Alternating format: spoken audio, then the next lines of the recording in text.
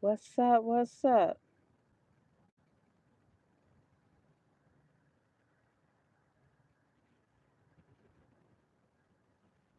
Happy Friday. Happy Friday, YouTube.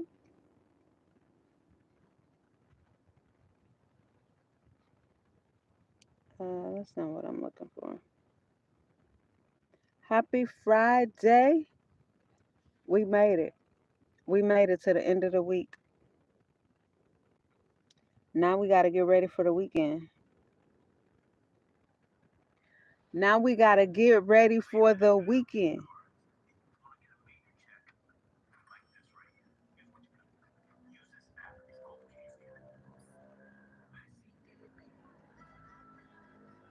Now we got to get ready for the weekend. Hey.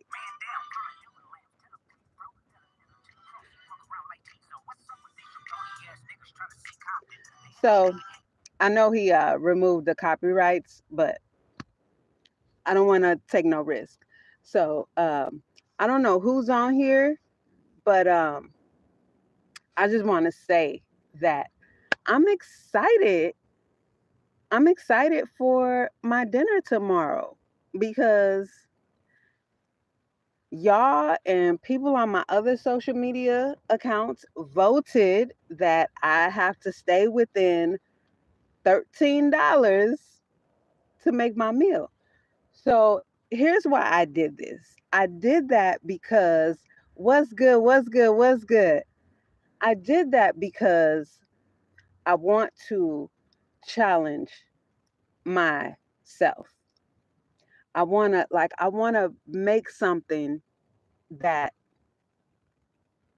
is just so flipping outside of what you might expect.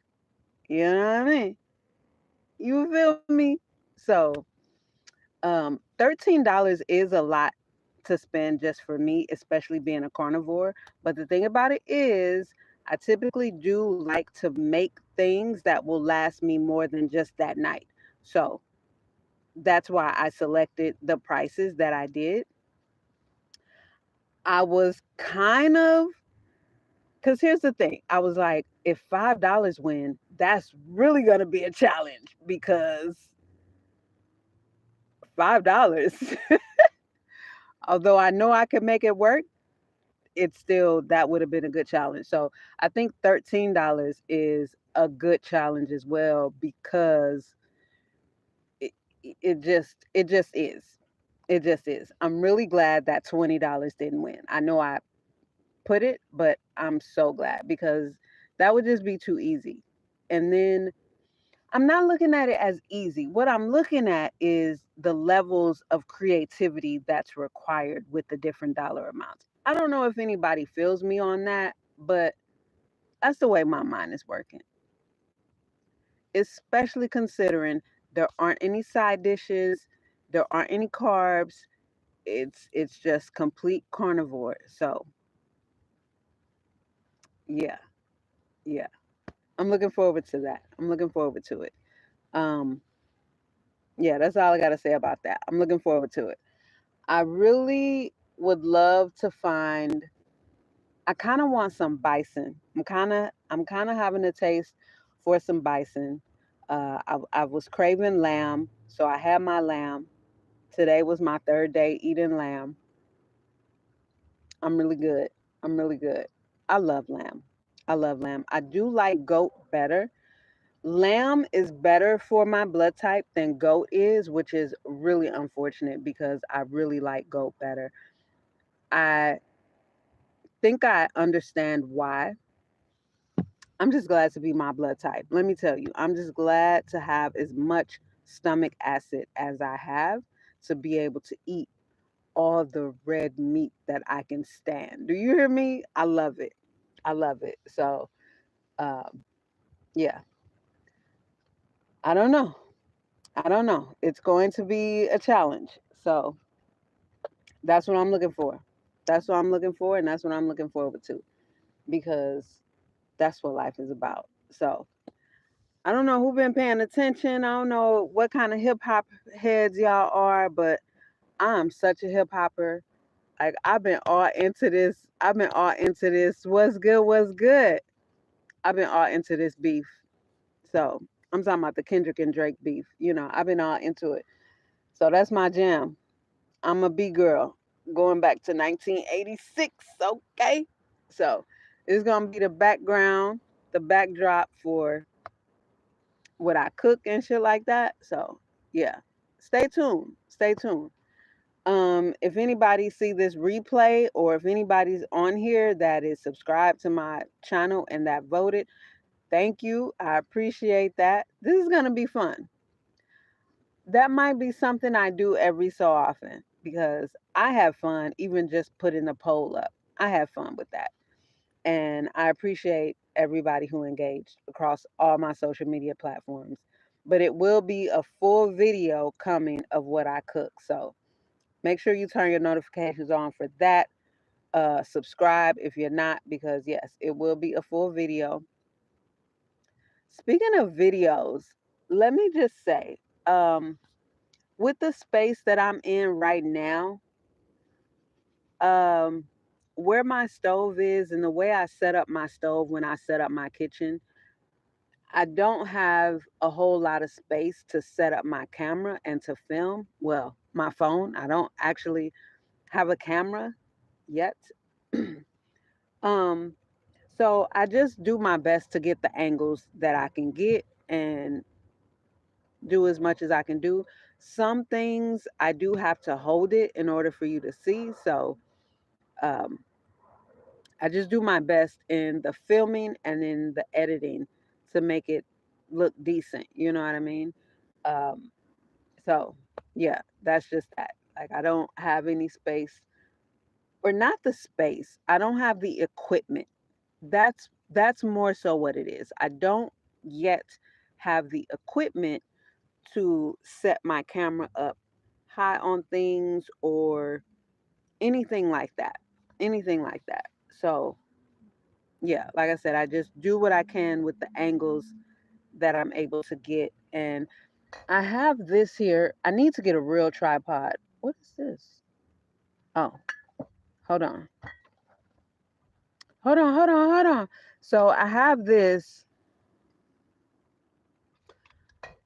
Uh, I'm not a fan. Not a fan of Trippy Red. But I have this, but it's not good at all. It's not. It's a fake little thing. It's not good at all. It's not a good tripod. Um, the only new young artists that I like that are good lyricists, I would say would be Lil Baby, Da Baby, because they can flow for real. And I don't know, maybe that Trippy Red person can. I don't know, but I am a stan of Marshall Mathers, Slim Shady, and Eminem. Okay, so the fact that Eminem went at his head a few years ago, like, and I didn't know who he was, so I never even bothered to, and then Trippy Red, and then they were just I don't know, I'm not into it. I don't even know who the fuck that is, you know, but I never got into the mumble rap era, and I'm very thankful that Lil Wayne dipped in it and went through it because he's not a mumble rapper. I love Lil Wayne, Tucci. I'm definitely a fan. But yeah, it's not too many of these young cats that I'm into because I'm from the era of true lyricism when even just in life, even just like in the different neighborhoods, it was cool to show that you have an expansive vocabulary. You know what I mean? It wasn't cool to chew up your words and speak like you're illiterate. I'm not from that. I'm not from this new era. I'm a Gen Xer, and so I grew up on EPMD, Poor Righteous Teachers, Eric B and Rakim, you know what I mean? LL Cool J, Fresh Prince, uh, LONS, you know what I mean? Just all back then, the Beastie Boys, all back then, KRS-One, all of them, and they all were eloquent. They all spoke well, even in interviews. They all spoke well. Even NWA, when Easy E was interviewed, he spoke well.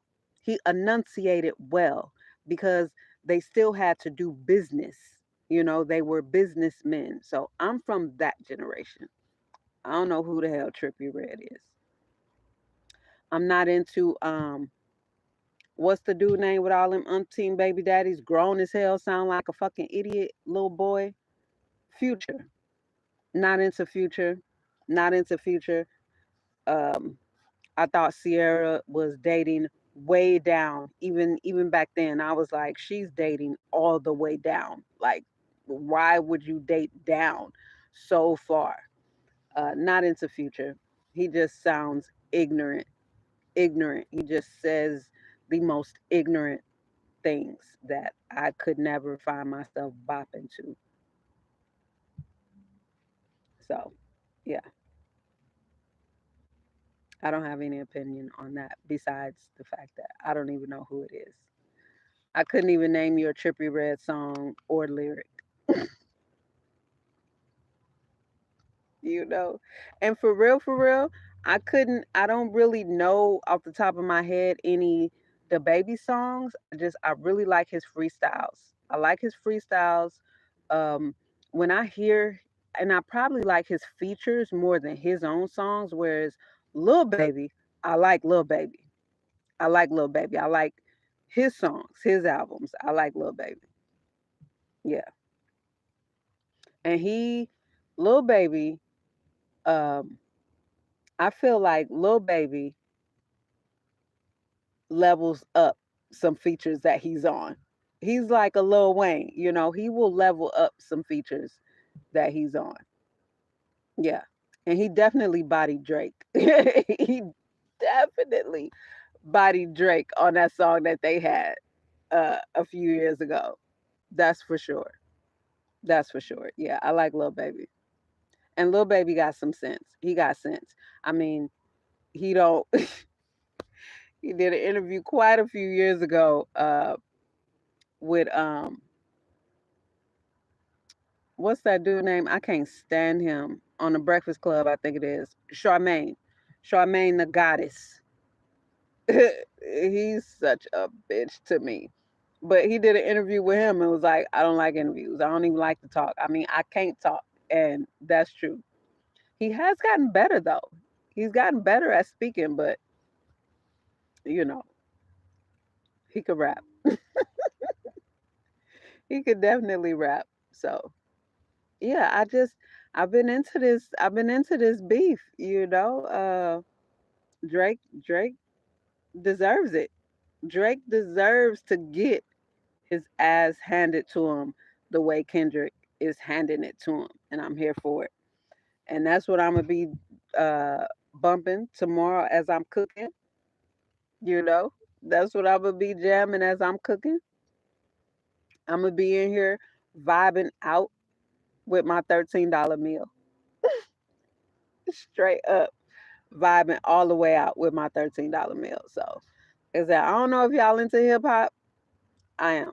I've always been. And I used to rap. I used to rap when I was younger. I was in a talent contest in grammar school.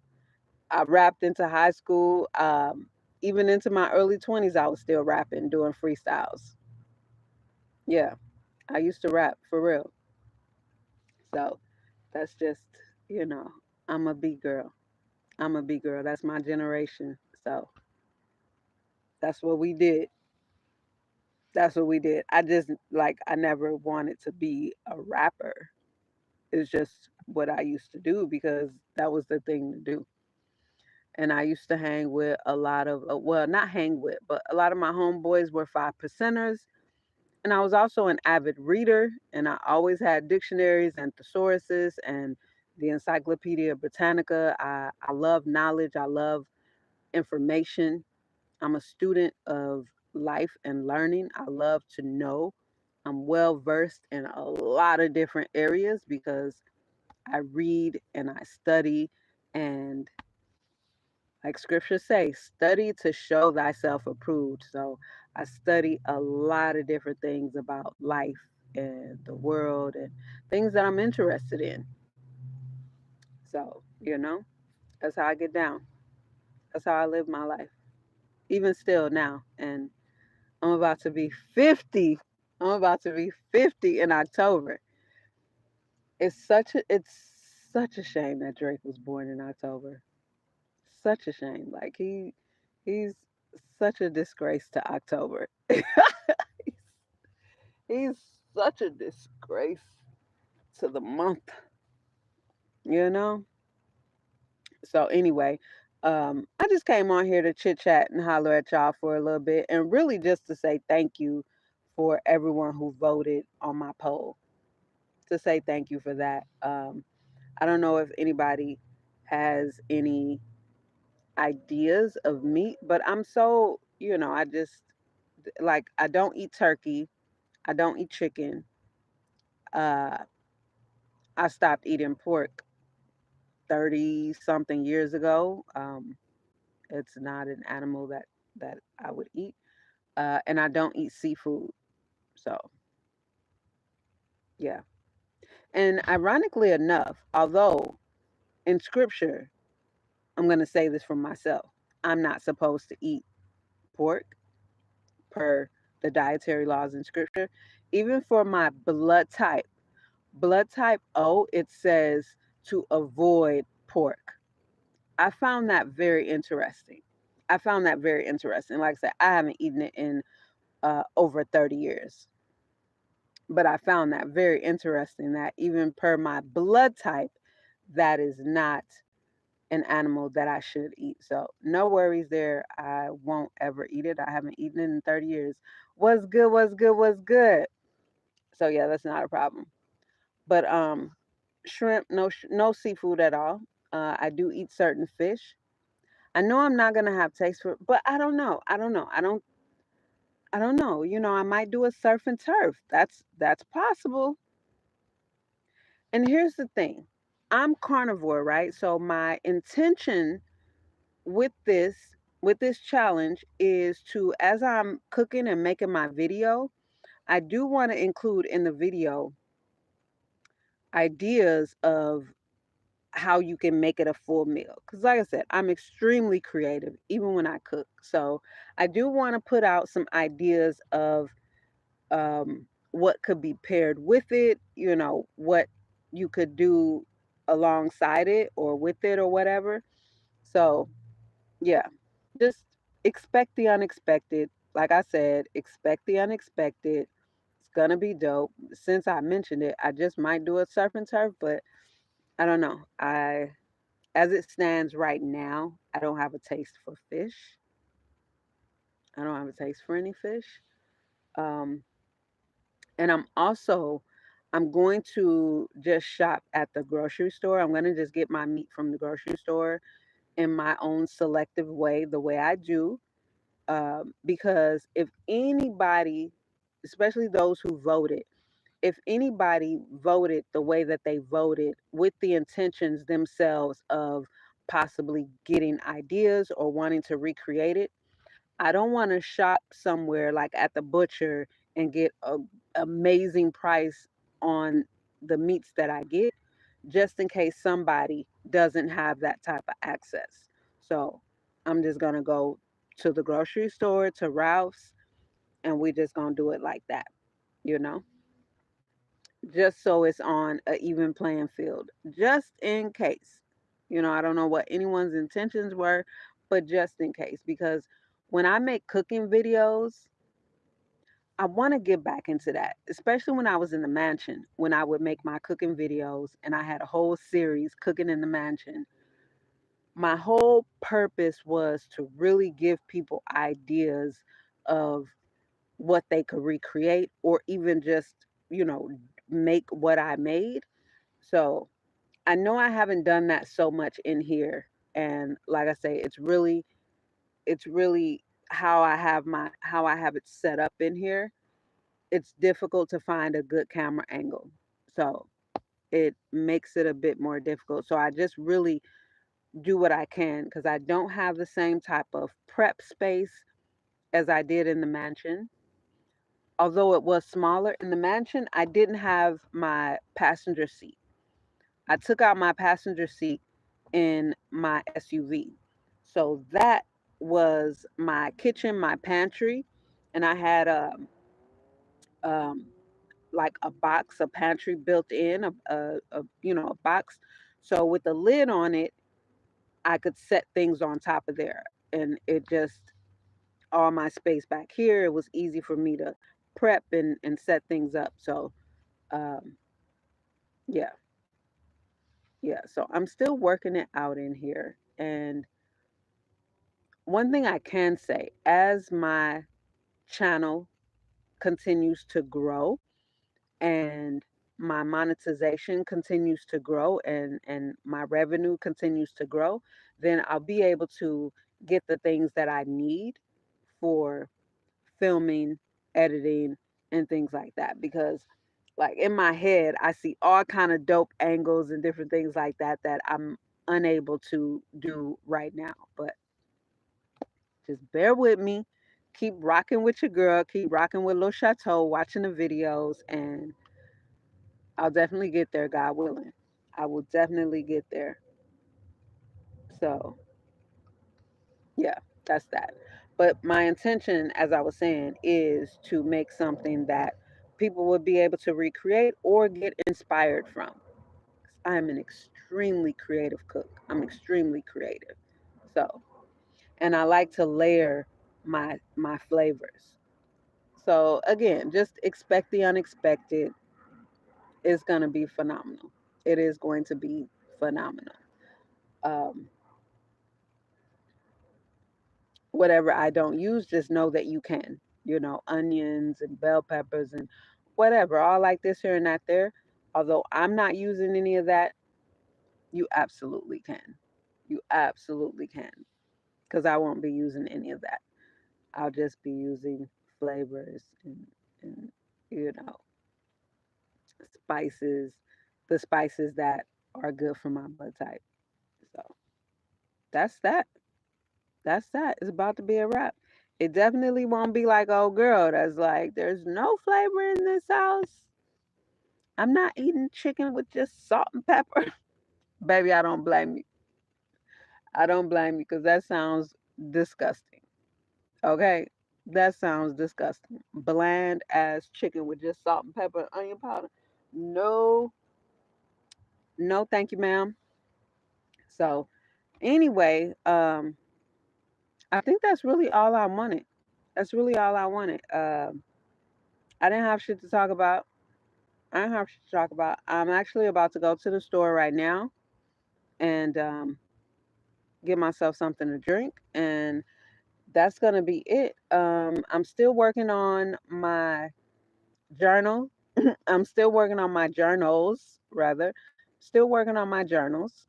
So, like I said, once those are done, I will post a link on my page because they are going to be nice. And I'm a journal writer. Like I have a shit ton of notebooks and pad. Like that's just I write. That's what I do. And I started writing poetry and songs when I was 11. So that's what I do. I write. What happened? Everything just disappeared. That's weird. Like everything just disappeared. Anyway, yeah. So that's what I do. Even one of my girlfriends from Arizona, she gave me a I forgot the name of it. I have it back here. I got a lot of my notebooks back here. But it's a Google thing and you can write in it and you can erase and it has a QR code that you can upload to your Google Docs and then just wipe it clean and erase it from there. It's really, really dope. I forgot the name of it, but it's pretty dope. It's a pretty dope notebook. So she got me that because she knows that I always have notebooks and journals and all kind of things. So This is this is the one right here. And like I said before, this final product is different from the proof right here. It's different. It's better. The final journal is better than this one. So I really, really like it. And I'm looking forward to it being finished and in production and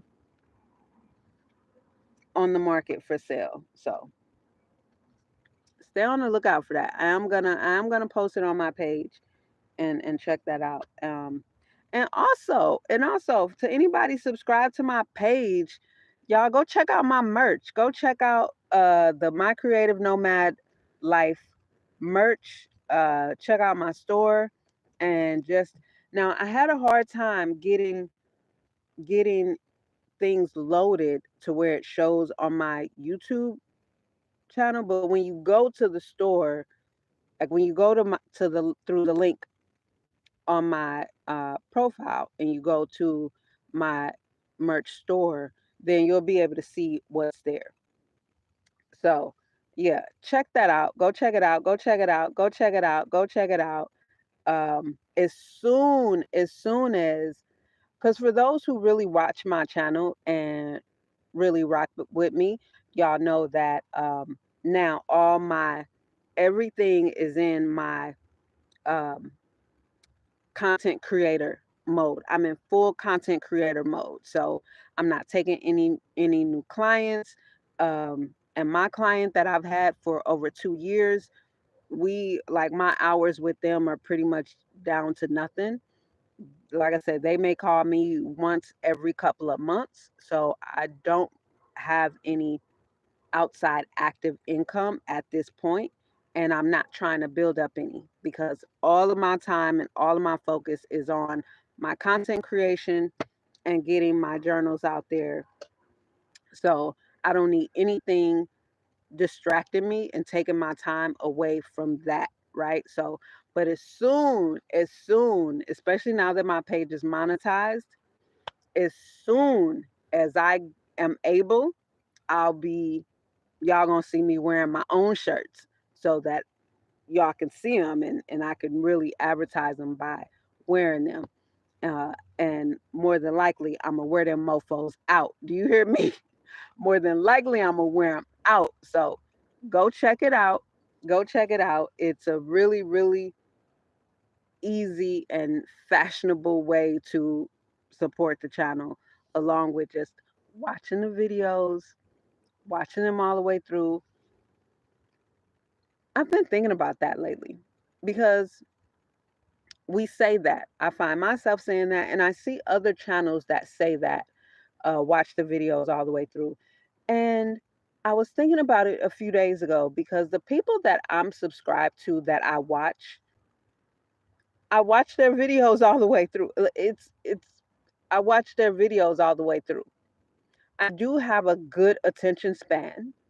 So I don't know if that's it, but is it really a thing? Like, do people really not watch people's videos all the way through, even that they're subscribed to? Even if I watch a video that I'm not subscribed to, I watch videos all the way through. It's yeah. Unless it's a here I'll tell you when I don't watch a video all the way through. I don't know what happened. Like my chat just disappeared. The whole chat just disappeared. But the only time I won't watch somebody's video all the way through is if when they speak they have a whistle, like if their S's or T's are whistling, and if it's a strong whistle, whoo, I can't do that. I don't even know how people can stand that when they speak. You know what I mean? Like if right now, if I'm talking and my T's and my S's are whistling, I'm gonna have to figure out what I need to do with my mouth to cut that out because I can't hear that. I can't listen. I can't listen to that whistle. That will make me stop watching someone's video. Or if the video, people who talk through action videos, I can't watch. I'm a crocheter, right? So you hear that? See, it just whistled. I'm a crocheter. So if I'm watching, and I also paint, if I'm watching a crochet video, a painting video, a drawing video, a resin art video, any artistic video, and they talk you through what they're about to do, I'll cut it out because why are you why are you going to sit here for 5 minutes and tell me what you're about to do when I can just watch you do it and you could just do it. Like you could be 5 minutes into doing it already. I cannot stand that. That'll make me cut off somebody's video. That'll make me leave their video. So I'm gonna do this and this and this and this and then I'm gonna do that and then I'm gonna this and this and this and this and then I'm about to do this and now I gotta watch you do it. Fuck no, no, I can't. I can't. I can't. This isn't that. So that will make me cut off from somebody's video. Other than that, I pretty much, when I come on YouTube to watch, then I'm going to watch the whole video. And I always like people's video that I watch. I always, maybe I do this because I've been a content creator for so long, even before I was monetized. Maybe that's why I do it because back in 2009, YouTube was real, we were really supportive of one another, especially within the same genre. I was a professional makeup artist actually. So I was on YouTube as a makeup artist. That was my channel. So we all supported one another. It was it was really a community back then. And so maybe it's from that, but I'm gonna like everybody's video that I watch, and I watch the videos all the way through. This is just my normal. It's just what I do. I still don't know why my chat just disappeared, but my whole box just disappeared. Am I still live? I mean, I think I'm still live, but no, I don't want to start a poll. Oh, there it is. There it is. Now it's back. That was that was that was insane. It just disappeared. Yeah, writing is therapeutic. It is very therapeutic. And that's how I started. That's why I started when I was 11. And then at 12 is when I full on became my own therapist. At 12, I became my own therapist, and um it wasn't with writing. Like I actually became my own therapist. So yeah, that was that. But writing definitely is therapeutic, and all of my poems, my songs, um, things I had a bunch of writings. Poem. I wrote a poem with, and it was on a legal pad. It was, the yellow legal pads. So it took up one and a half of those, and I laminated it together. So it was one and a half length of the legal pad, and I used, I don't know how many, but I used all Prince songs. I used all Prince. I don't even know how many Prince songs, but that was pretty much that. It was really really dope. I did another one like that I wrote to one of my brothers when he was in prison with the 10 crack commandments, with Biggie's 10 crack commandments. Yeah. But it was, I just made up my own little thing. He loved it. He loved it too. He never forgot it. He reminded me of it when he got out of prison. He did like 14 some years. So yeah, it was like, you remember that? You remember that poem you wrote me? Yes, I do. Like I don't remember it verbatim, but I remember writing it. Yeah, I did one like that with Prince songs. And I wrote a poem for Prince too. Yeah. I had a lot of writings. They were all in Hotel Honda when it got stolen. Everything I owned at the time was in Hotel Honda. So yeah, all of my writings going back to the 90s are gone. Are gone. I had a ton, a ton. I had songs. I had a screenplay that I wrote when I was in college, community college. I went for creative writing when I was back home in my 20s. Yeah, so writing is definitely therapeutic. I love it. And you know what else? I used to in my 20s. I used to just look through the dictionary, and I would look up words in the dictionary and write a word. I would find a word that I didn't know, write down the meaning, and then I would write that word in a paragraph. I would use that word in a paragraph. Yeah, I would do that. That was another way that I would just expand my vocabulary and knowledge of words and things like that. So all of that was gone. All of that was in Hotel Honda. So all of my Prince things. I also had a Coach purse in there that was signed by Maite. Maite had autographed. I had her autograph one side of it when I took a belly dancing class with her, and Rasan Patterson. I had him autograph it when I went to see him. This was in maybe 2003, 2005. He was opening up for Kim, Kem. Y'all know who I'm talking about? He was opening up for him in Chicago. I was in Chicago. I was going to fashion design school, and he was opening up for him. Rasan Patterson and Fantasia had opened up for him, and I went to see Rasan Patterson. I'm just gonna keep it 1,000. I did not go to see Kim. I went to see Rasan Patterson. I loved Rasan Patterson. I had all of his CDs up to that point. And when I gave him my purse to sign, to autograph, he was like, "You sure?" I'm like, "Yeah." He was like, "This Coach, and right here is where you could sign it.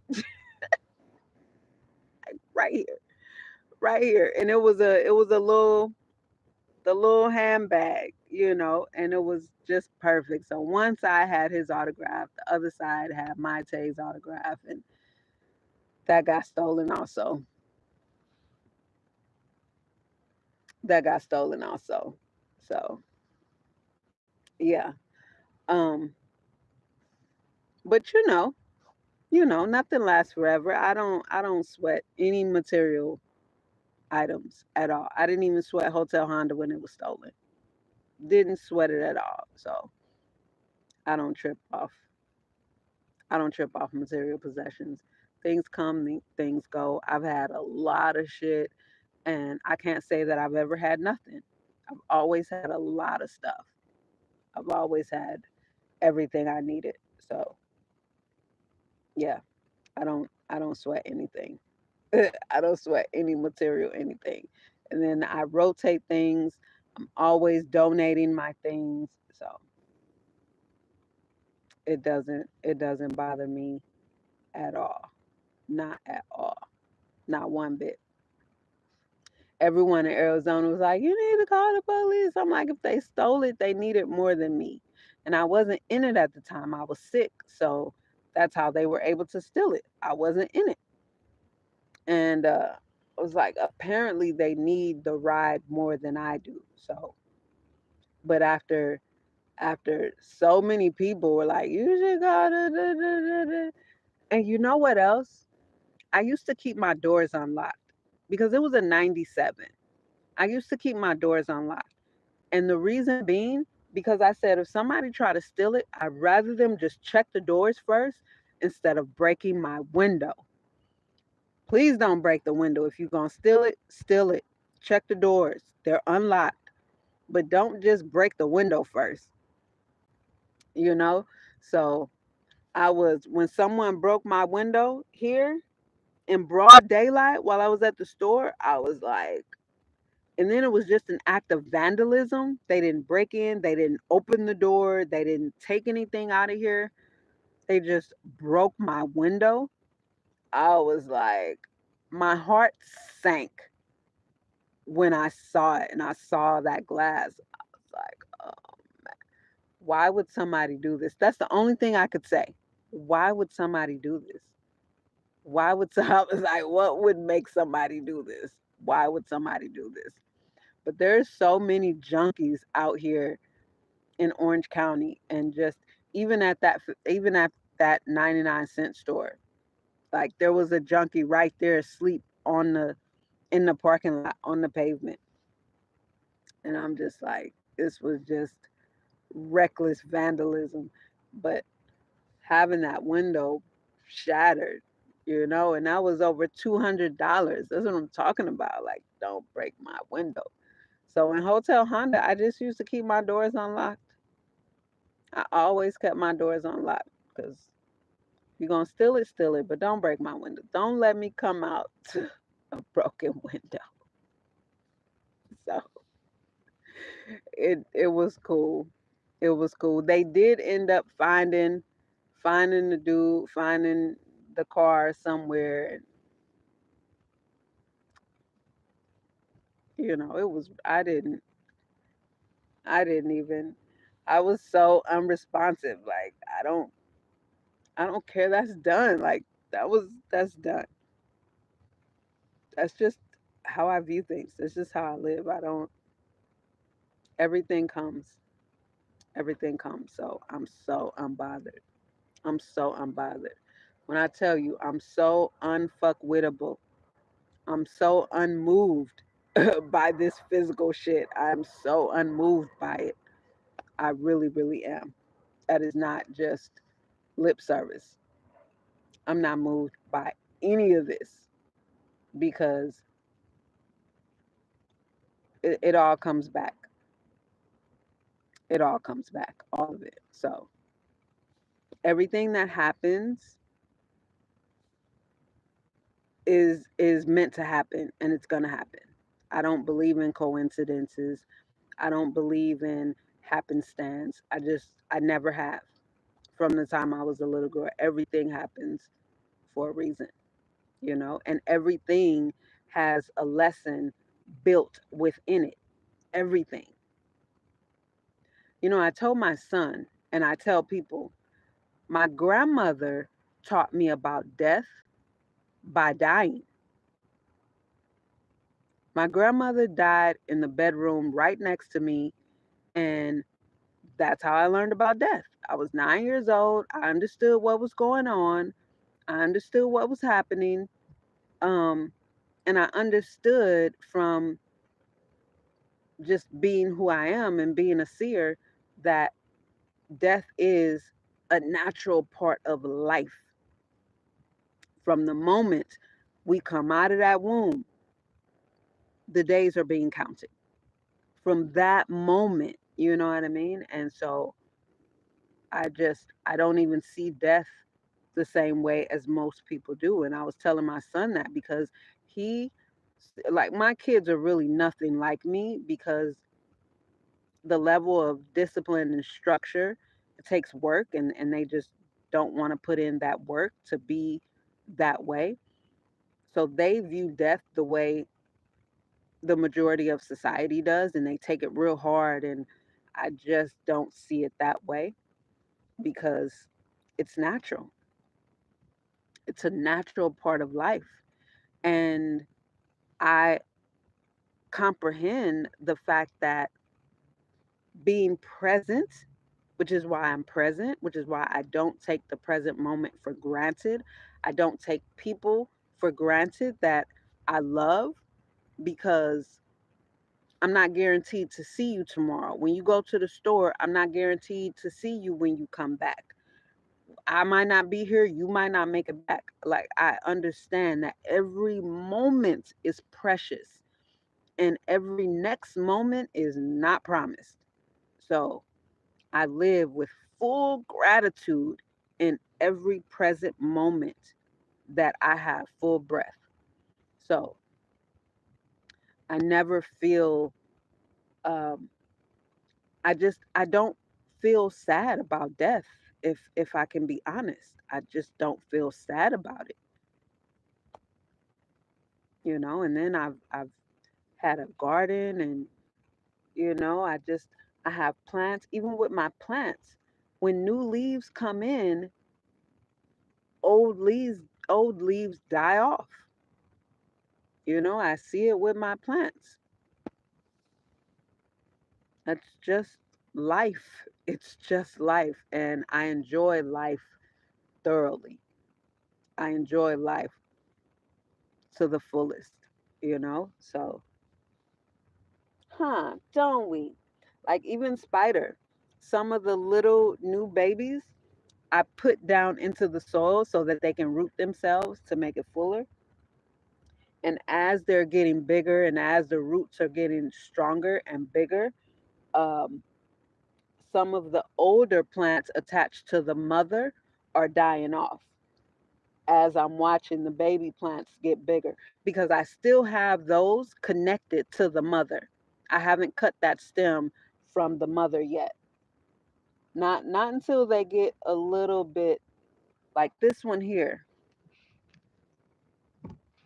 This one right here is like it's rooted.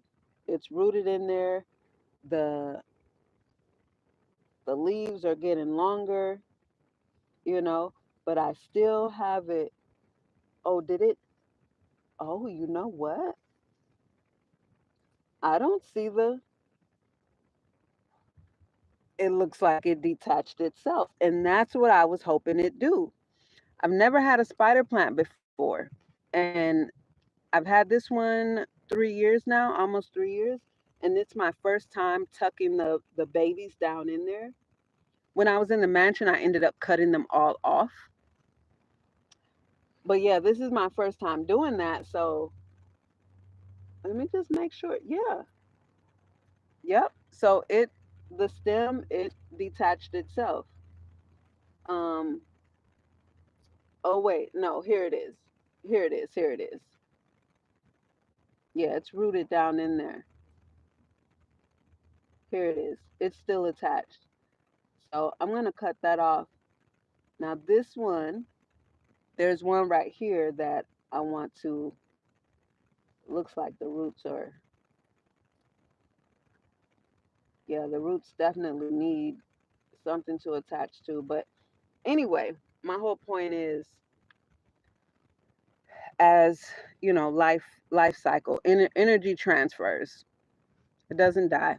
Energy just transfers. So I don't see death as a negative. It doesn't make me sad at all. Not at all. But I had to tell my son that my grandmother taught me about dying by dying, you know? And I think I grew up feeling like it is amazing for those who have their grandparents into their teens and into their adult life. I think that's amazing. And when I see people that are impatient about their grandparent or grandparents, honestly, I want to curse them out and punch them in the face. Because do you know how much of an honor that is? And then you have all this wisdom in your presence that you're not even taking advantage of because you want to be out here doing young dumb shit with young dumb motherfuckers. My grandmother died when I was 9. And from what I hear, she was a mofo anyway, but still, just to have your grandmother or your grandfather or both in your life as a teenager or an adult. Like I have a cousin who, her grandmother, who is my aunt, her mom is my first cousin. She's my second cousin. Her grandmother is my mom's sister. And her grandma just died. My auntie just died a few years ago. A few years ago. Like, I want to say within the last 5 years. I think I was here in California when she died. Or maybe I was in Arizona. Anyway, she died within the last, let me say, 7 years. And my cousin is right up under me. We're stair steps. I'm 49. she's 48, and she had her grandmother into her 40s. That's flipping amazing. Like, that shit's dope as hell to me. That's dope as hell to me. My kids had their great grandmother on their dad's side. They had their paternal great grandmother into their big teens. I think they were 13 and 14, or 14 and 15. I think they were 14 and 15. Um, anyway, let's say between 13 and 15 when their great grandmother died. And my son told me that their grandmother, their dad's mom, she just passed away, I think within the last 3 years. His family is much younger than my family. Like, his mom is younger than my mom. My mom's still alive, but his family is much, much younger than my family. I'm look, I'm like DC Young Fly. I come from an old family, although my mom wasn't old as hell when she had me. She was 26. But yeah, my family's old. My family's pretty old. And I just even when I told my son, like when he told me she died, I'm like, you had your grandmother into why are you sad? Why are you sad about that? Because the memories of your grandmother, nobody can ever take that from you. You can still hear her voice as clear as day. You can hear your grandmother's voice as clear as day with her being nowhere around. Like, stop tripping. Come on now. Come on now. Stop tripping. Be grateful for all the decades you had her in your life. Be grateful for all the memories that you can live through right here in the present moment. Why be sad because someone's no longer in the flesh? I just, for me personally, I just don't get that. I understand missing the physical presence of people. I do understand that. I understand that. I miss Prince. I know this gonna sound crazy to y'all, but that was a real life in person friend. We have mutual friends. We knew one another. He knows my name. He knows me. He would go out of his way to come and speak to me at Paisley Park. And when he passed away, and I was gonna go to that party. It was just the whole thing. I don't want to get into it, but I miss his physical presence. I miss his smell. I miss seeing his face. I miss him coming up to me. Yes, I miss all of that. I miss all of that. But I still have my moments with him, because I understand that energy only transfers. That's it. Energy only transfers. And I'm not this flesh. I am a spirit. I am a spirit being that is navigating this flesh through this physical world. So I don't feel any detachment. I miss driving up to Paisley Park. I used to live like 15 minutes away from there. I miss driving up to Paisley Park. I miss, every moment of what we had, all of that. Like, I treasured all of those moments. So I feel like it would be doing myself a disservice to be sad about any of that, because we had some, like, the memories I have, I'll never forget them. I'll never forget them, God willing. I don't ever end up with any memory loss or anything, but these are things I'll have forever. Forever. You know what I'm saying? It's just like, death is just a part of life. I think people should be just as elated, and I'm being honest. I think people should be just as elated when someone leaves their physical body, as when a child is born. Honestly, I think people should be just as elated, because now, if you're really able to focus inward, you can have a more in-depth bond with that person on a spiritual level. If you can really, what's the word I'm looking for? Shut out all outside noise and distractions and just go inward, you can have an amazing interaction with people that are no longer in the flesh, way deeper than you ever could have while they were in the flesh, because you were just navigating, interacting with them through the flesh. Now, one of them is no longer in the flesh, but you still have two spirits that are living. You still have two living spirits that, if as long as the one that's in the flesh keeps that connection alive, it'll stay alive, you know? Because the one that is no longer in the flesh can easily come to the one that's in the flesh. Easily. Dreams, visions, easily. They can easily communicate with you. But how easy is it going to be for you to receive that communication and reciprocate that communication, you know? So I think death is a beautiful part of life, and I appreciate my grandmother for teaching me about it. I appreciate her for teaching me about it, because she absolutely did. And she was sick most of my life, though. She died when I was 9, and she was sick for at least a good 6 years of the 9 years that I was living. You know, so I really don't.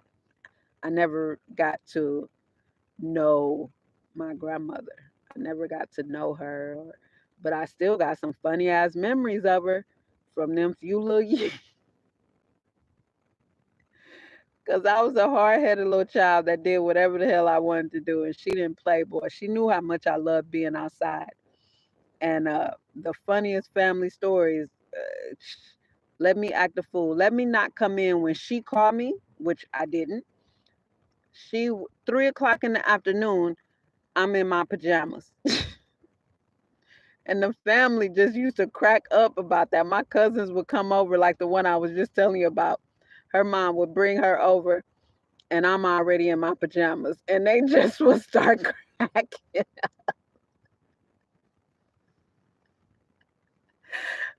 They said my grandma would keep me in my pajamas, let me be hard headed with her. She wasn't in the position to whoop me. I mean, she could pinch a bruise as big as my head and my arm, though. But she'll make me get in there and put them pajamas on, and that was a wrap. That right there would have me crying. That would have me crying for 20 minutes, because I knew I wasn't going back outside. Soon as she made me put my pajamas on, it was over. And that's all I needed, was to be outside. That's that's all I ever wanted. And when my mom came and got me as a teenager, her version of putting my pajamas on, she would put me on punishment for 30 days, y'all. 30 days. And my mom wasn't like everybody else's mom, that I could get on her nerves or she would forget. No, baby. My mother always had a monthly calendar on her bedroom door. June 12th, Shalonda went on punishment. July 12th, Shalonda gets off punishment. She dead ass will write it on her calendar. 30 days. And I would be on punishment back to back. Because do you know why? Because I'm going outside. You got to go to work. I'm going outside. You know how many times she pulled up around the corner unexpectedly coming in from work early and catch my ass right outside? She never extended my punishment, though. And once I learned that, oh shit, it's a wrap. So you're not gonna extend it? I'm still just like, you just gonna yell at me? Fuck, I can handle that. But I can't handle just being in the house for 30 days. Like, all my friends are outside. And then you know what I would do? We had a big speaker. I would put the speaker in the window and I would play Too Short and just beg my friends to just hang out there with me. Like, I'm in the house, look, I'm gonna play some Too Short. I'm gonna play some Too Short. Y'all just stay here on the block. No, no, man. It was tough. It was tough.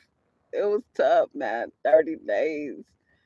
30 days. So that was my mom's version of put your pajamas on. My grandmother, at least it was just for the rest of the day. The next day, I'm back outside. Nope. My mom said nope. 30 days, baby. You in here for 30 days. So that was me. That was me.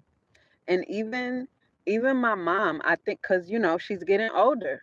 She's getting older. My mom is about to be 76, and last I known, she was healthy, active, um, and I think about it. I think about it regularly, as for because I'm not going back to Minnesota. People may take this however. I think my mom is in Minnesota. I'm not sure. But if she is, and if that's where she is when she um, takes her last breath, you know, like it says in scripture, let the dead bury the dead. Because I'm not ever going back to Minnesota. I'm not ever going back to Minnesota for any reason, for no reason at all, for no reason. I will never ever go back to Minnesota for any reason. And the last reason would be for a funeral. Like, what can I do? The person's already dead, no matter who it is. This could be my mom, any of her sons, either of my kids. I'm not ever, and that is going to sound bad to people. But like Jesus said in scripture, let the dead bury their dead. I'm not ever going back to Minnesota for anything, for any reason. I made it out of there alive. Every traumatic thing. The reason I became my own therapist at 12 in Minnesota was because everything that tried to kill me, every traumatizing thing that ever happened to me happened there, and I feel like I made it out alive. And I don't from the time I was there, I was like, I'm not going to die here. I'm not going to die here. So I just feel like I'm not supposed to go. I can't go back there because I might not make it out alive, and I'm not going to be caught dead in that state. I'm not going to be caught dead in that state. Everything that tried to kill me failed, and I made it out. So I don't have a reason to go back. I don't have a reason to go back. Every single thing that tried to kill me, you know. I mean, that includes shit like my mom handcuffing me to whoop me. That like everything. Everything. People say when I tell stories about my mom on the things that I gained and learned, like I tell some of the ladies on my Discord where we get a lot more personal and intimate.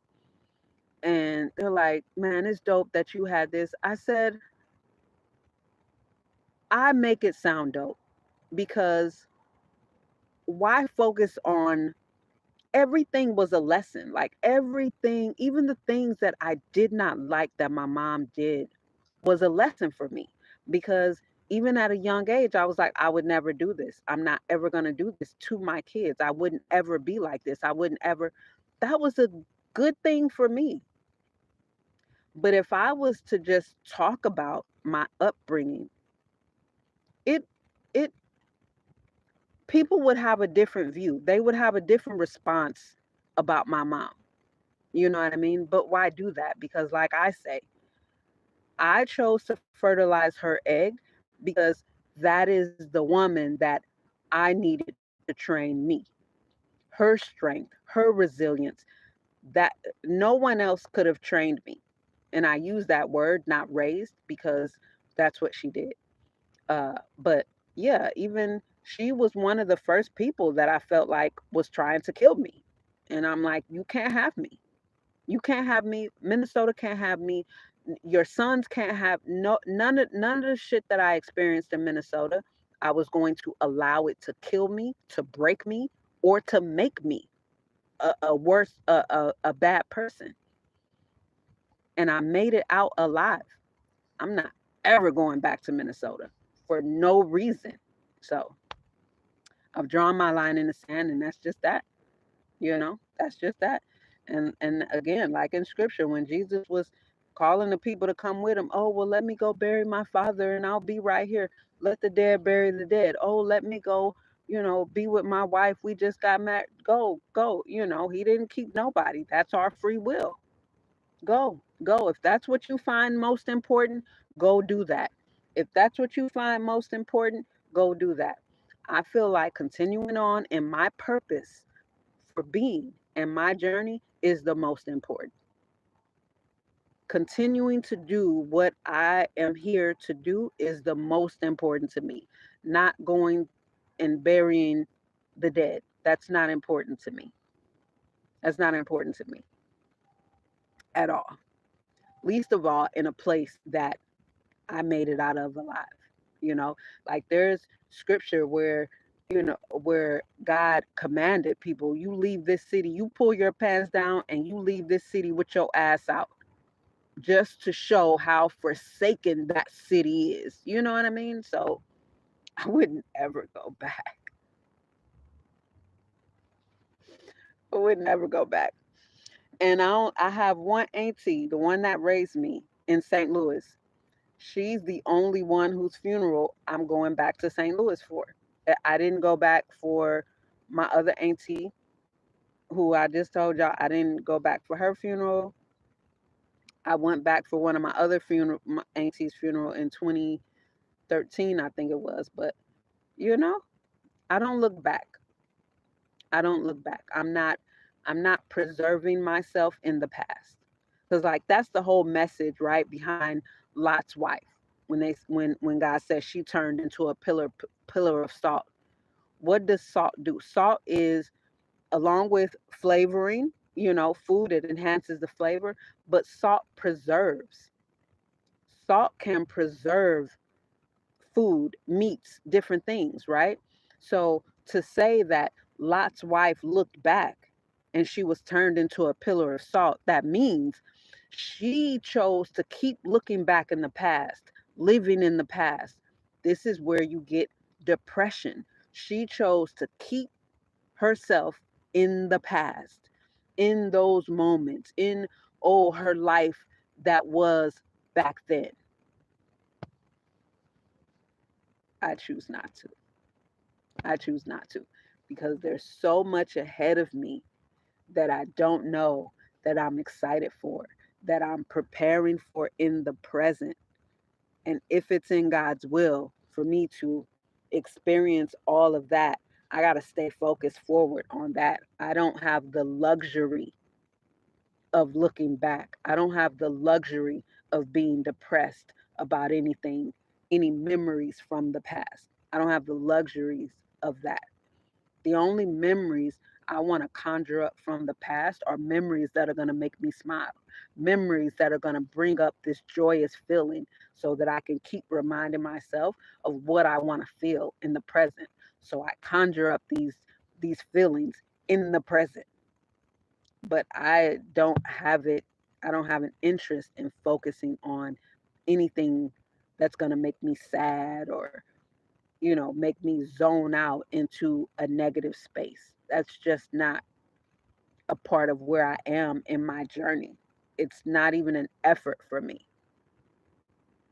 Like I'll have uh negative spirits will try and tempt me with things that I'm long healed over. Long healed over, okay? And negative spirits will try and tempt me by putting thoughts into my head. And I swear to you, all I can do is laugh and say, you've got to be a fucking idiot. Do you know how long I've been healed from that? Like, get out of here. And then I'll just replace that thought with, you're trying to distract me. I was doing something. And I'm being dead ass because what did Jesus say? You can't tempt me. Don't try and tempt me. Look, man doesn't live by bread alone, but by every word of God. Like, I can't be tempted by things that I'm long, long healed over. I can't be tempted by you know what tempts me? Fucking chocolate chip cookies. Chocolate chip cookies as a new carnivore. That's what tempts me. God damn. That's what I'm still working on. When I get a taste for some chocolate, it's just like, ah, Shalonda, stop, stop, stop with the fucking cookies, okay? Just cut it out. And I'm like, but it's a lot of meat products in there. You know what I'm saying? Like, I'm not tempted with fruits. I'm not tempted with vegetables, but baby, that's what tempts me. Memories of the past.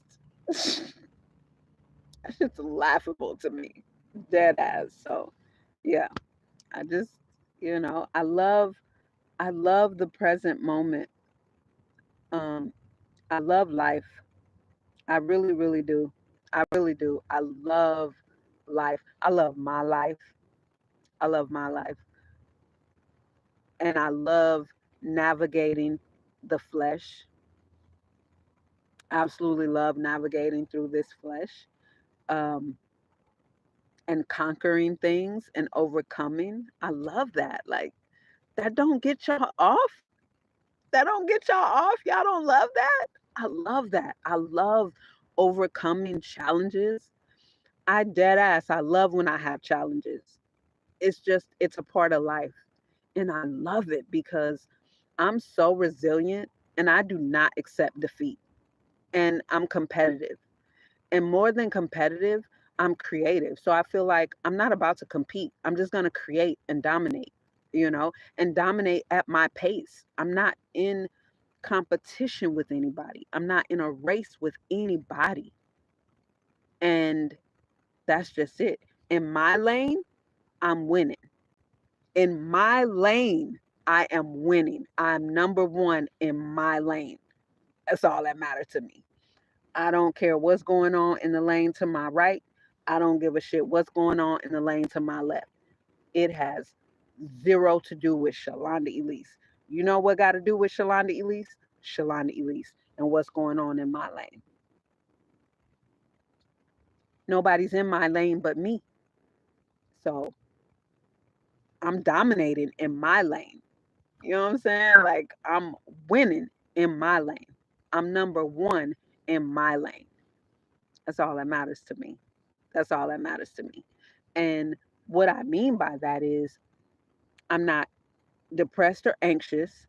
I'm not wishing anything was different or wishing I was here or there or anywhere or I'm not fucked up by any part of my life. I love who I am. I mean, what could be better? What could be better? Like, honestly. So to me, I can't lose. I can't lose for winning. I can't be broken. I'm unfuckwittable, you know? And I think if everyone really took that for themselves, then the world would be a lot happier place. And when I say the world, I mean like my world. My world is great. In my world, none of the shit that's going on in the outside world is going on in my world, you know? Because we have to understand that everything isn't just your reality isn't my reality. My reality is created here, like scripture tells us. So, what's a reality for you, I can't be fucked up by it, and we can't share in that sentiment because that's not my reality, and vice versa. You know what I mean? My reality is created here in my head, in my thoughts, in what I say in my heart. You know what I mean? It's not created externally. So that's the only thing I'm affected by. So I make everything in my world is fantastic. Everything in my world is fantastic. And I'm always taken care of. Everything I need, I have it. At every moment that I need it, I have it. And that's what I know to be a fact because my life has proven that. So it's easy for me to believe that because my life has proven that. It's easy for me to believe in myself because I know I believe in myself. So that makes it easy to believe in God because me and my Father are one. I can't believe in God and not believe in myself. I can't not believe in myself but claim I believe in God. But every thought I have, I question and every no no no no no no no no no no no. It don't work like that. It don't work like that. It doesn't work like that. So I believe in me to the fullest. I know there's nothing I can do, and I'm patient. I know that God's timing is the best timing. I just have to stay focused and stay faithful to my belief and then keep going. Stay faithful to my belief and keep going. Because I know that if I stop, then that's going to either prolong or completely prohibit whatever my wants are or whatever my intention is. But like God said, and if I say it, then that's what it means, right? My words will not come back to me void. So I speak life. And my mother trained me to speak life. Speak life. Like scripture says, there you have life and death, light and dark. So choose life, choose light. And it's easy to do when you've been doing it all your life, to be honest. It's easy to do when you've been doing it since you were a kid. When considering the fact that on some of the darkest moments, from being molested by one of my mom's sons to damn near murdered by my kid's dad to homeless, sleeping at my job, to whatever dark moments in my experience in this flesh, the fact that I'm always looking for the light and the silver lining. And internally, I'm always speaking life into myself to get through all of those things. There's no way that I could not believe in myself and God within me. It's just not possible for me. It's not possible for me.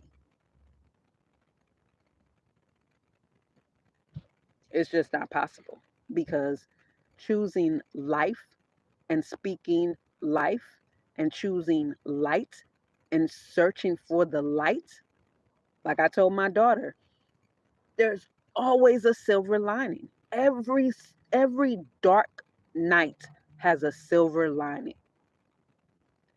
You just got to look for it. And if you're not interested in looking for it, then yeah, you're going to be in a dark tunnel.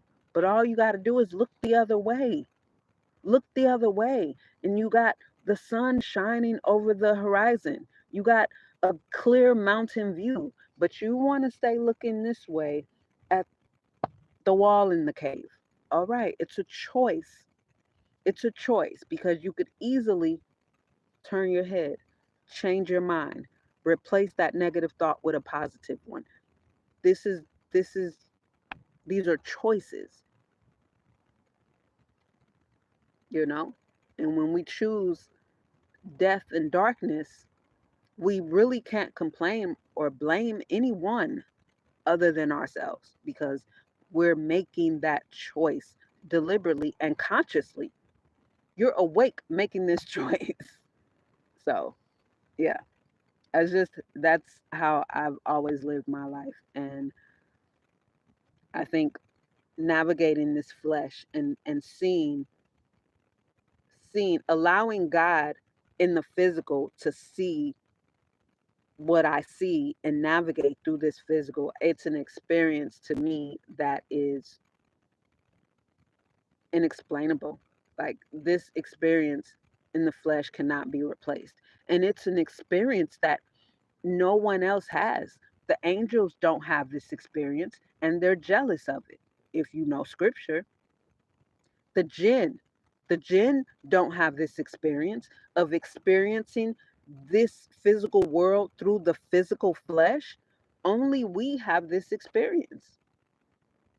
And I think it's dope. I think it's dope as hell.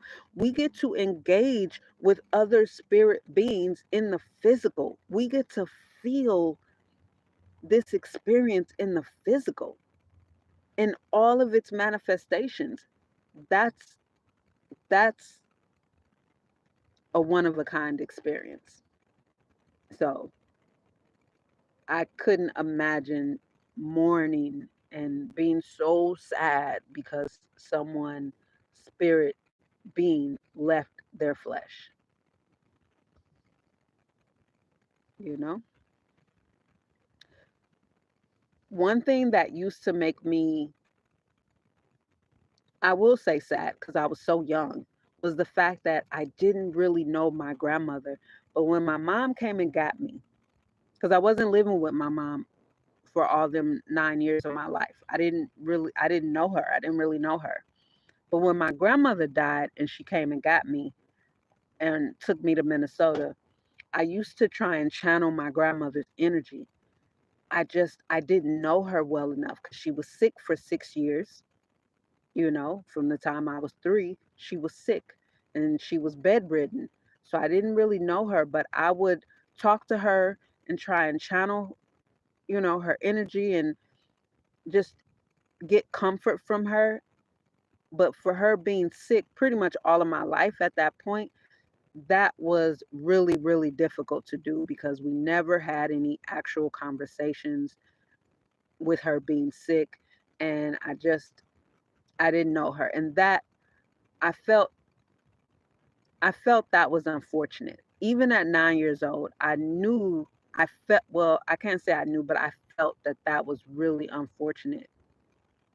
And I think a lot of my vibrational energy that caused other things to happen after that was because I felt a negative type of way about that. And that was the vibration that I gave off. I gave off a negative vibration from being ripped away from my family. I had such a low frequency and such a negative vibration about that. And it came back to me because we create our own experience. And I know that and I accept that. You know, many people don't, but I do. I know that and I accept that. And I realized in my 20s, I realized that I was the cause for everything that happened to me after that point because I was vibrating so low and so negative. And it was just I I remember I remember each time I would try and channel my grandmother and I just remember how it just would bring me down because I couldn't really tap in because I didn't know her and we never had any conversations. So it was really, really difficult. And then I tried to make an imaginary friend for myself from one of my other step cousins. And I just wasn't into imaginary friends. But I named her after my cousin and I would try and talk to her. And I just wasn't into it, because I always talked to myself. I always talked to myself and I was always very much inward. Um, and I was a big daydreamer, a big, big daydreamer. And so none of those things worked. And it just, yeah, my frequency was very, very low and I was vibrating very, very low. And all of your negative experiences happen on low frequencies. Everything, every negative thing happens on low frequencies from rape, molestation, murder, robberies, like every negative thing, whatever. It they're all on low frequencies. And so I was vibrating on the frequency for those things to happen.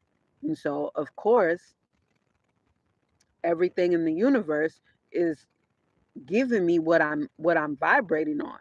It's giving me exactly what I'm vibrating on. So, of course, these things are going to happen. But I still, uh, I knew enough to know that I got to always look for the silver lining. I got to always find the light. And as I grew and as I matured as an entity, and then I became my own therapist at 12, just 3 years after going to Minnesota, I had to learn to, and it wasn't an overnight process, but I had to learn to control my energy. I had to learn to deliberately put myself on the frequency that I wanted to be on. The things the happiness that I wanted, the peace that I wanted, the serenity that I wanted. I need to put myself on those frequencies, regardless of what my physical experience is going through, because this flesh isn't affecting the internal me. The internal me is affecting my physical experience. So I had to learn to get that under control and to always choose light and to always speak life, no matter what. And at this stage of the game, it's effortless. And I do mean effortless. It really is effortless because it's like second nature to me now. I've been in this frame of mind for so long, for all of my life pretty much. It's just, it would be work for me to get in a funk and to think negative, and that would be work for me. And the work just isn't worth it, because reflex is going to cause me to wipe out these negative thoughts and things like that. You know what I mean? It's just reactionary now.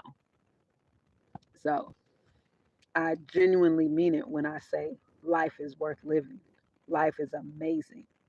And another thing, everyone who has ever done negative things to me,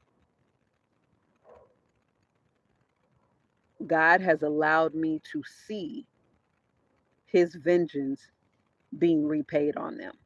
And this is what I remember when I was 13. I don't think I've ever shared this with y'all, but I remember when I was 13, somebody asking me, how come I wasn't, I don't remember exactly how they worded it, but they were asking me why I didn't retaliate against my brother, my mom's son, for molesting me. And my response at 13 was, vengeance is mine, saith the Lord. I said, there's nothing I can do to him in the physical that could pay him back. I said, if I did anything to him in the physical, or if I treated him any certain type of way, it's only going to make him in his mind feel validated for what he did to me. But in our 20s, having being granted the ability to see him be so uncomfortable around me, being granted the ability to see him not being able to look me in the eyes, being being around while he had all daughters. He's got three biological daughters, and each one that was born just put a smile on my face, because that's what you deserve. You don't deserve any sons. You deserve daughters. You deserve daughters. You deserve to have it in you, to have your heart pumping. What if someone does to my daughters what I did to my mom's daughter? What if somebody, what if, what if, oh, what if, you deserve that. You deserve that. And only God can pay you back, like only God could do that. But do you know how satisfying that was for me? Do you know how gratifying that was for me? Like, I felt vindicated. Even before he had kids, the fact that he would be in my presence when we were adults and he couldn't even stand still. He was so uncomfortable around me. And I would just Look at him and smile because you deserve that. You deserve to be every bit uncomfortable in my presence. You deserve that. You deserve you don't deserve to look me in the eye.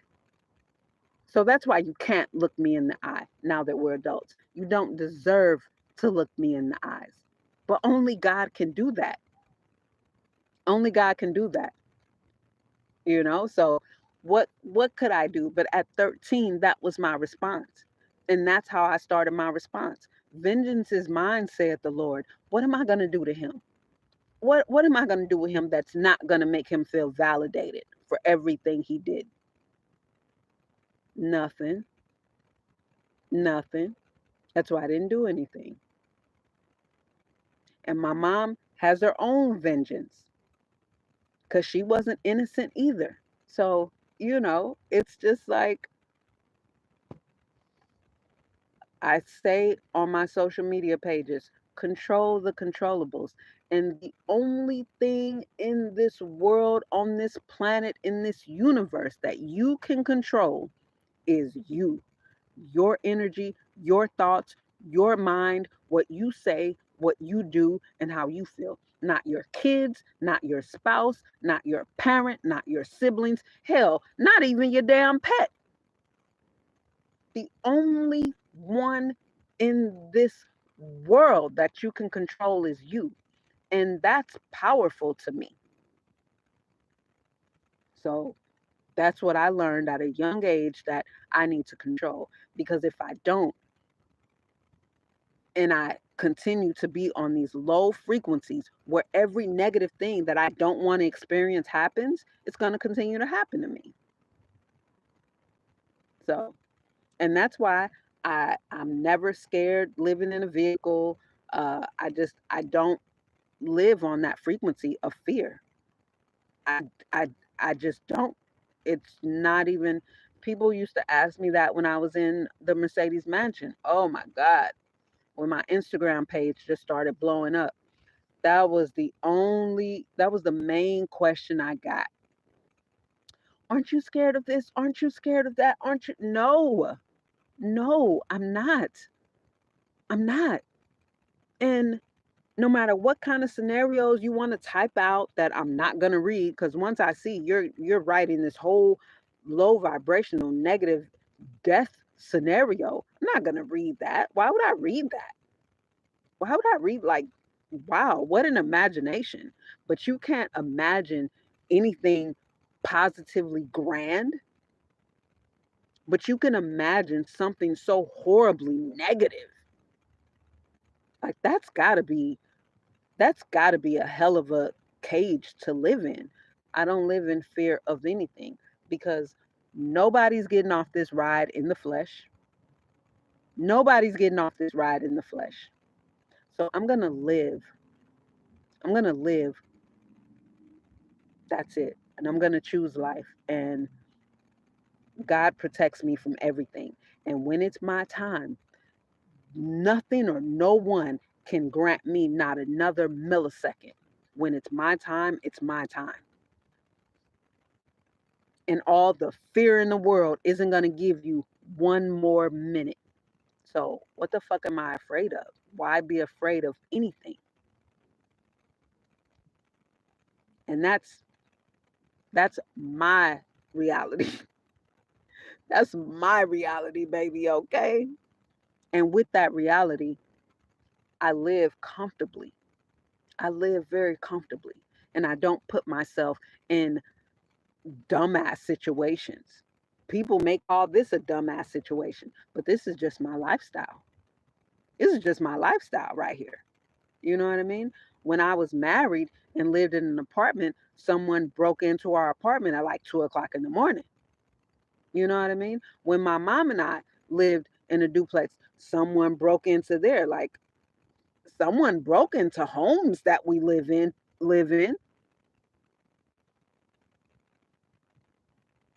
That's scary. You come home from vacation, your door open and your shit's gone, and like, that's scary. And then come to find out the landlord was a part of it. It's just like, Hey, I don't live in fear. I don't live in fear. I don't, because it all belongs to God. Everything belongs to God. It all belongs to God. So I'm gonna enjoy it while I get to experience it in the flesh, for real. And life is worth living. I'm telling you, life is worth living. Life is worth living. Life is worth taking deep breaths and enjoying every sip of water that you drink and every piece of lawful food that you eat. Life is worth giving thanks. Life is worth laughing at the dumbest things. Life is worth every moment of that. You know what I'm saying? Life is worth it all. Life is worth learning from the hardest lessons that you experience and the toughest times that you go through. Life is worth appreciating the resilience that's built during those tough times. Life is worth it. And I pray that you experience that growth and that resilience and that tenacity that comes from the grit of life. It allows you to learn how to leap higher to get over the hurdles. You know what I'm saying? Because when you first, like, taking it back to my track days, when you first start jumping the hurdles, your foot may catch one, or you may not make it all the way over, but you learn. Okay, depending on how much did your shin catch it. All right, so you know how much higher you need to lift up your leg. Was it your back leg or your front leg? Did your front leg clear the hurdle and the back, your shin caught it? Did your back, was it the toe of your foot that caught it? All these things you just pay attention to and say, okay, I'm gonna extend my legs more. Maybe I jumped too late, maybe I jumped too soon. All of these things you're able to look at and pay attention to and say, okay, this is how I'm going to do it next time. Because you repeat the same the same scenarios keep coming in your life until you pass them. Even in relationships, if you get into this relationship, and whatever it was in this relationship that was sour, you're going to keep encountering these type of people. If you keep accepting those type of people, you're going to keep experiencing it until you figure out what you need to do differently to clear that hurdle. You always get a second chance to do things over, always. And I've been saying this for going on 3 decades. You always get a second chance to do things over, because if you don't pass, you don't pass. You can't go on to the next grade if you didn't pass the last grade. That's life. That's life, and people that, whether man or woman, that go through the same experiences every decade of their life, at some point you need to really sit down and be still and be quiet and look inward to say, what the hell am I not learning? What am I not changing about myself? What am I not changing? What do I continue to do wrong? Where you gotta point all arrows at you, because you're the only one that can change your experience. The only one, you know. So once I learned, once I change my energy and change uh, um, the frequency that I'm on, no matter what I experience, no matter what of the uncontrollable experiences that I go through, as long as I make sure I stay true to the frequency and the vibration that I give out, it's all going to be okay. It's all going to be okay. It's something that I have to go through. I have to go through loss. It's a part of life, because if I got a full cup of dirty water with flies in it, am I going to sit here and just keep that cup of dirty water with flies and shit in it and just die of thirst? Or am I going to dump it out so that I can get fresh water in my cup? Or am I going to be sad about every little drip of water that spills out of this nasty ass cup of water? Because I'd rather see a full cup of dirty water that I cannot drink, but my cup is full. Your cup is full of fly piss. Dump it out. Dump it out and get some fresh fucking water. You know what I mean? And save yourself. Why would you rather see a full cup of water that you cannot drink instead of just cutting your losses, dumping it out? Maybe this person should not be around you. Okay, you've known this person for 20 years. So what? So what? How can you expect something good to come in your life when you got this big hunk of negative energy in your life consuming space?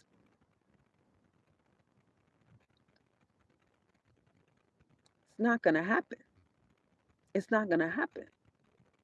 I hear people so surprised how when this person leaves, doors and windows and roofs just open up.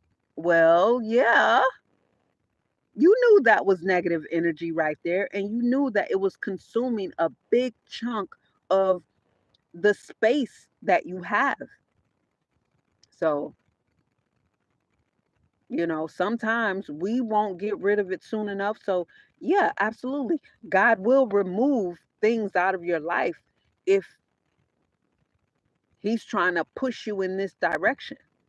But free will is always at play. Free will is always at play. That is the beauty in being human. We have free will. The angel, the jinn, animals, minerals, plants, they do not have free will. They have to submit to the will of God. They have no choice but to be exactly what they were created to be. No choice. And they can't change. They can't change. You know what I mean? My philodendron can't become a sangonium. My spider plant can't become a maranta plant. They cannot do that. But we as humans can become more or less than what we are. You can physically and literally become unrecognizable. And it's all up to you. It's all up to you. It's all just a series of decisions. What are you saying yes and no to? Who are you keeping around you? Who are you keeping yourself around? What is the talk that you're saying to yourself? You know what I mean? What are you saying to yourself? What are you putting after I am? Because when God told Moses to go to the people and tell them that you spoke with me, and he said, who should I tell them sent me? You tell them I am has sent you. Well, what is your name? I am, and that is my name forever. So be very cognizant of what you put after when you say I am. So, it's really just that simple. It's really just that simple. And life is beautiful. So, on that note, I'm going to head out. Thanks for kicking it with me. I appreciate y'all coming on. Subscribe if you're not subscribed. For all my new subscribers, they probably ain't on here. I have a teeny, eeny, weeny, brand new channel, but I appreciate y'all so much. I'm so grateful. I'm so grateful. I'm so grateful. And I love the energy. I love reading the comments. I really, really, really do. I love y'all engagement. And I've been pushing out reels because I love doing skits. I absolutely love doing skits. I never wanted to be an actress, but I like doing skits. I really do. I like writing stories. I haven't done any original skits, although I am working on, like, eventually I'll be doing my own original skits. Um, but I enjoy sharing my life. I enjoy creating content. I love making skits, and yeah, I love engaging with y'all. I love reading y'all comments for those who comment. And yeah, that's just it. I will see y'all in the comments. Peace, y'all. Have a great weekend.